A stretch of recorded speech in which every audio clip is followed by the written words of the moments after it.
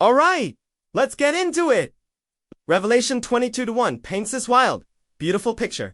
And he showed me a pure river of water of life, clear as crystal, proceeding out of the throne of God and of the Lamb. Now, if you've been reading your Bible, you'll notice that this isn't just some random river. It's the river of life, flowing right from the throne where God and Jesus, the Lamb, sit together. That's unity. That's power. That's the source of everything good and eternal. Now, flip over to John 7:38-39. Jesus says, "He that believeth on me, as the scripture hath said, out of his belly shall flow rivers of living water." And then John explains, "But this spake he of the Spirit, which they that believe on him should receive, for the Holy Ghost was not yet given, because that Jesus was not yet glorified." Here's the connection.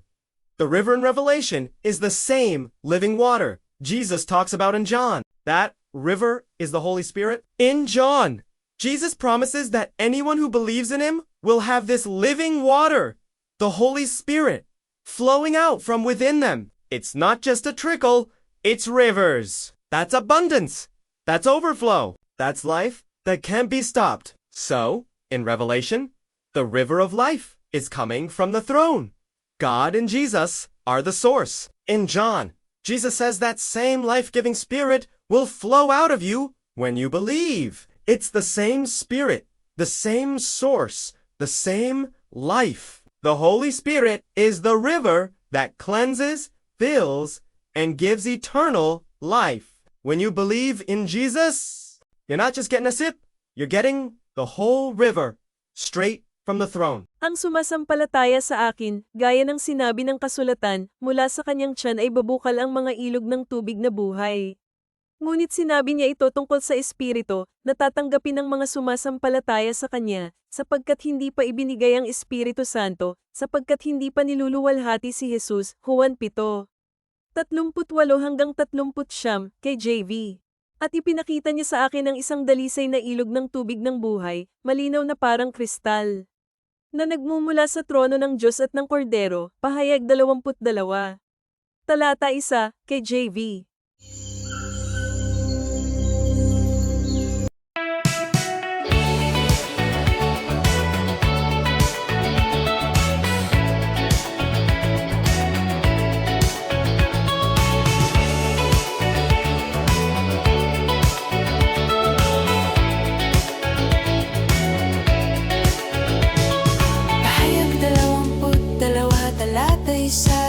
Naglalarawan ng ganitong ligaw at magandang tanawin, at ipinakita niya sa akin ang isang dalisay na ilog ng tubig ng buhay, malinaw gaya ng kristal na nagmumula sa trono ng Diyos at ng Kordero. Ngayon kung nagbabasa ka ng iyong Biblia, mapapansin mo na hindi lang ito basta-bastang ilog. Ito ang ilog ng buhay na dumadaloy mismo mula sa trono kung saan magkasamang nakaupo ang Diyos at si Jesus, ang Kordero. Iyan ang pagkakaisa, iyan ang lakas, iyan ang pinagmumula ng lahat ng mabuti at walang hanggan.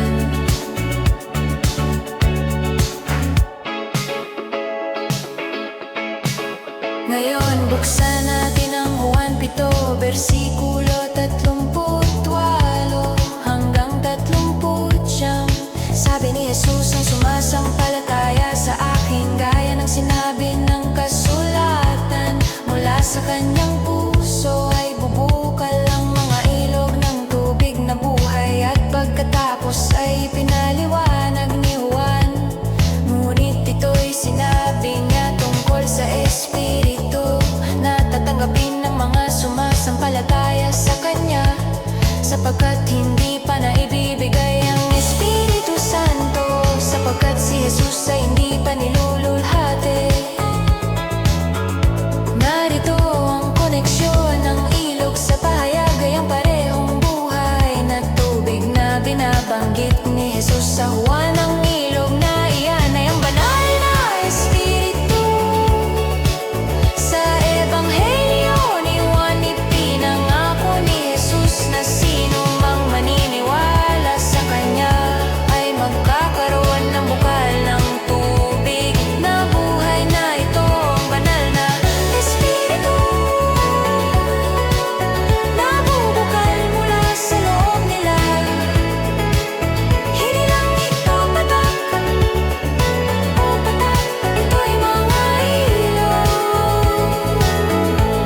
Iyan ang kasaganaan, iyan ang pag-apaw, iyan ang buhay na hindi mapipigilan. Kaya sa pahayag, ang ilog ng buhay ay nagmumula sa tono ang Diyos at si Jesus ang pinagmula.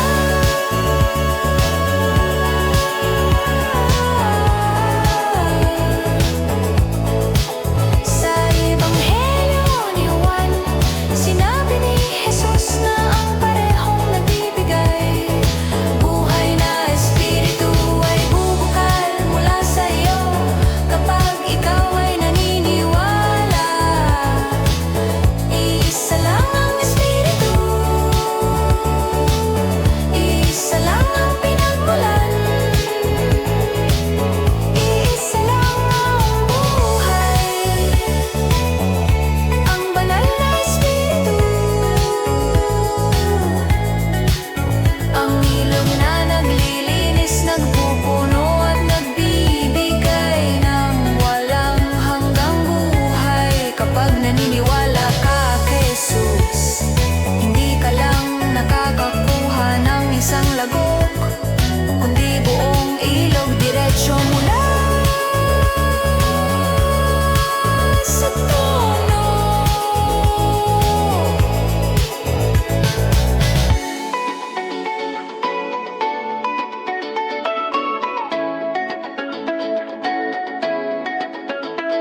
Paki-share po ang channel, si Jesus ay Hari, sa ikaluwalhatian ng Diyos.